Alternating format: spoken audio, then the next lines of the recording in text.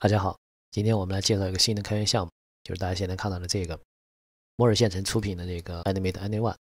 然后这个项目的作用是什么呢？就是跟我们之前介绍的这个项目是完全一致的，就是让图片动起来。现在市面上这种同类型产品最好的效果的应该是这个阿里的这个项目，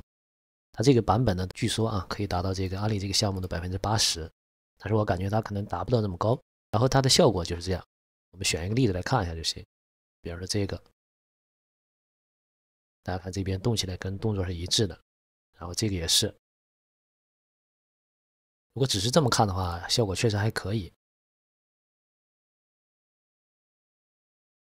我们来看一下具体的项目怎么使用。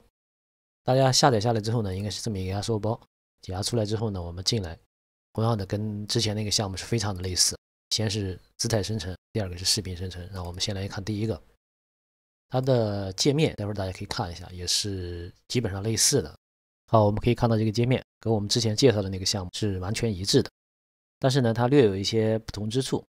就是我们之前那个项目的话，这边两种模式都可以选啊，一个是这个模式，还有一个这个 Open Pose 这种模式，这两个都可以选。但是这个项目的话，它不支持前面这种模式，所以说我们要选的话，就是大家只能选这一个，就尽量的选这一个，因为这个是 For 嘛，它所有的动作都带了。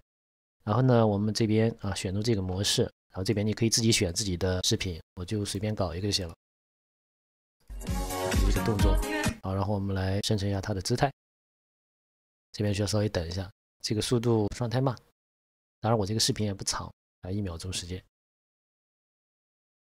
这个是它给我们生成的动作，我们来看一下，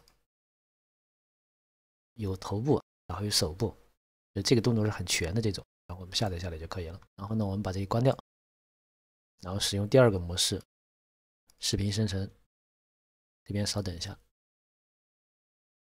我们可以看到这个界面已经打开了，跟我们之前那个项目基本是完全一致的，就这边的参数有一些区别啊。我们先来选一个，选下这个，我们看看它的动作，大概是这样，总共6秒时间。然后呢，我们这边来调整一下参数，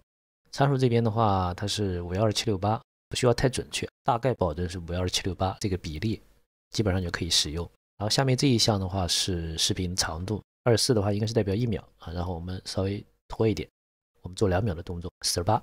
因为这个时间越长，最终这边运行起来肯定就越慢啊。我们这边做演示的话，这边就不太长了，下面这些保持默认就行了，不用改，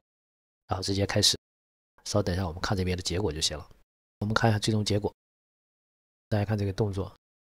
这个动作确实还不错，比之前那个项目要好很多。如果说自己想尝试的时候呢，我们注意就是尽量的保证这个动作的这个比例，包括图片，尽量的是符合这个512:768这么一个比例。然后我们来看一下它这几个例子的一个比例，在这边